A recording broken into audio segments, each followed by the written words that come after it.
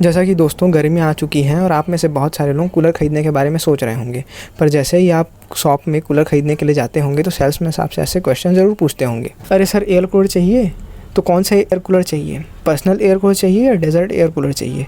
अरे सर कितने कैपेसिटी का एयर कूलर चाहिए, 30 लीटर, 40 लीटर या 50 लीटर? अरे सर कौन से ब्रांड का एयर कूलर चाहिए, सिम्फनी, महाराजा जी, बजाज, कॉम्सन? लेकिन रुको, क्या आपको इन सभी क्वेश्चंस के आंसर्स पता है? मैं हूं अजय सुदर्शन और आप देख रहे हैं best Hindi guide YouTube channel. तो दोस्तों वीडियो अच्छा लगे तो लाइक, कमेंट और सब्सक्राइब करके बेल आइकन दबा के ही जाइएगा। तो दोस्तों पहले समझ लेते हैं कि कूलर काम कैसे करता है।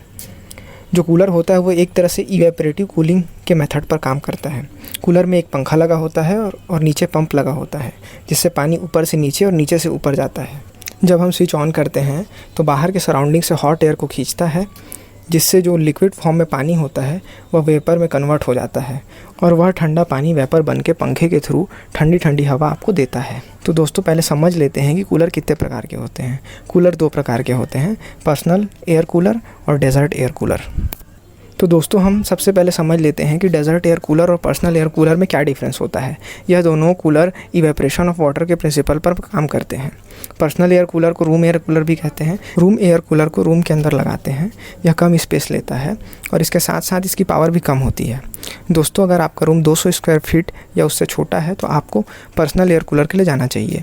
इसकी प्राइस 5000 से स्टार्ट होती है। इसकी वाटर कैपेसिटी 20 से 30 लीटर तक हो सकती है। दोस्तों अब बात आती है डेजर्ट एयर कूलर की। डेजर्ट एयर कूलर को रूम के बाहर खिड़की में लगाया जाता है क्योंकि इसका आकार बड़ा होता है। दोस्तों यदि आपका रूम 500 स्क्वायर फीट या उससे बड़ा है तो आपको डेजर्ट एयर कूलर के लिए जाना चाहिए, क्योंकि इसकी जो है cooling capacity personal air cooler की कंपैरिजन में बहुत अच्छी होती है। इसकी वाटर कैपेसिटी 40 से 60 लीटर तक हो सकती है। नॉर्मली इसकी प्राइसिंग 8000 से स्टार्ट होकर 12 से 15000 तक जाती है। तो गाइस अगर अब आपने डिसाइड कर लिया कि कौन सा कूलर लेना है तो अब बात आती है कूलिंग पैड की। आपके मन में सवाल आ रहा होगा कि कूलिंग पैड क्या होता है। दोस्तों कूलर के बैक साइड में जो ढक्कन लगे होते हैं उसमें जो खस लगा होता है उसे कूलिंग पैड कहते हैं। कूलिंग पैड 2 टाइप के होते हैं, वुड वूल और Honey comb. Would wool cooling pad का फ़ायदा यह है कि यह चेंज करने में बहुत आसान होते हैं। आप इसको आसानी से चेंज कर सकते हैं, लेकिन इसका नुकसान यह है कि यह बहुत जल्दी ख़राब हो जाते हैं। आपको इसे कम से कम 1 साल के अंदर बदलना पड़ सकता है, क्योंकि यह आपस में लकड़ी के बुरादे से मिलकर बने हुए होते हैं और आपस में इस तरह गुथे हुए होते हैं कि डस्ट इसके बाहर नहीं जा पाता और जब पानी आता है तो कीचड़ जैसा बन जाता है, जिसके कारण हवा अंदर नहीं जा पाती और कूलर ठंडी हवा नहीं देता। इसी कारण कूलर चिपचिपाहट भी देता है। यह थोड़ा सस्ता होता है। यह लगभग आपको मार्केट में 150 से 250 के आसपास मिल जाएगा। हनी कॉम्ब पैड आपस में सेलुलोस मटेरियल से मिलकर बना हुआ होता है और यह आपस में मधुमक्खी की छत्ते की तरह गूथा हुआ होता है।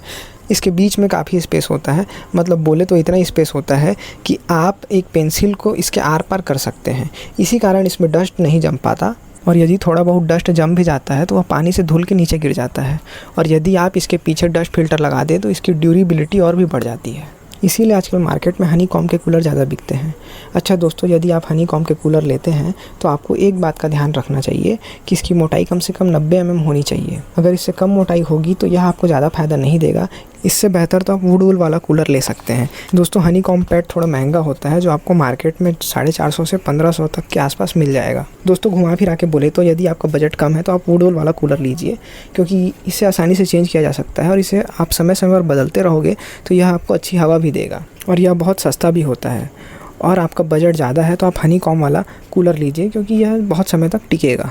तो गाइज़ अगर अब आपने डिसाइड कर लिया है कि आपको वुड वूल पैड वाला कूलर लेना है या हनी कॉम्ब वाला, तो अब बात आती है फ़ैन की। ब्लोअर टाइप लेस डिस्टेंस को कवर करता है, मतलब 20 फीट तक के डिस्टेंस को कवर करता है। दोस्तों अगर आपका रूम 200 स्क्वायर फीट से छोटा है तो आप ब्लोअर टाइप फ़ैन के लिए जा सकते हैं। इसमें वाटर कूलिंग मोड होता है, लेकिन दोस्तों एक बात का ध्यान रखिएगा, अगर आप वाटर कूलिंग मोड में ब्लोअर को ऑन करके छोड़ देते हैं तो आपका मोटर जल भी सकता है। दोस्तों अब बात आती है फ़ैन की। तो फ़ैन टाइप लॉन्ग डिस्टेंस को कवर करता है, लगभग 50 फीट तक की दूरी को कवर कर सकता है। अगर आपका रूम 500 स्क्वायर फीट से बड़ा है तो आपको फ़ैन वाला कूलर लेना चाहिए। दोस्तों कूलर लेते वक्त आपको और कुछ बातों का ध्यान रखना चाहिए, जैसे कि कूलर के इस अंदर का स्पेस बड़ा होना चाहिए, मतलब कूलर के अंदर की लंबाई चौड़ाई बड़ी होनी चाहिए, जिससे वह आपको ज़्यादा हवा दे पाएगा। और दूसरी बात आपको वेंटिलेशन का भी ध्यान रखना होगा, मतलब कूलर को हमेशा खिड़की या दरवाजे के पास ही रखना होगा, क्योंकि बिना प्रॉपर वेंटिलेशन के कूलर कितना भी अच्छा हो वह आपको हवा नहीं दे पाएगा।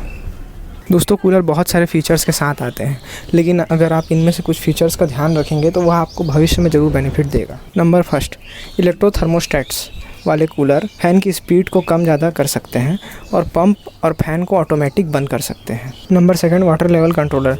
दोस्तों यदि आप वाटर लेवल कंट्रोलर के साथ कूलर लेते हैं तो वह पानी को फिक्स लेवल में बनाए रखने में मदद करता है और इसके साथ साथ पानी के ओवरफ्लो को भी रोकता है। Number third, water level indicator.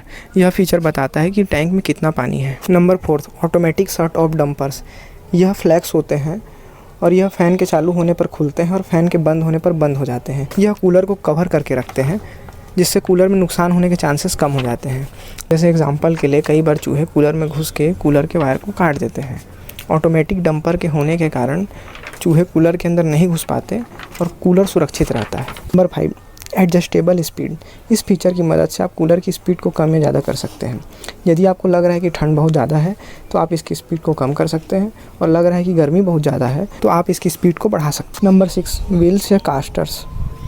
दोस्तों यदि आप रूम कूलर लेना चाहते हो तो आपको एक बात का ध्यान रखना चाहिए कि उनके नीचे में व्हील्स लगे होने चाहिए। इसकी मदद से आप कूलर को आसानी से मूव कर सकते हैं।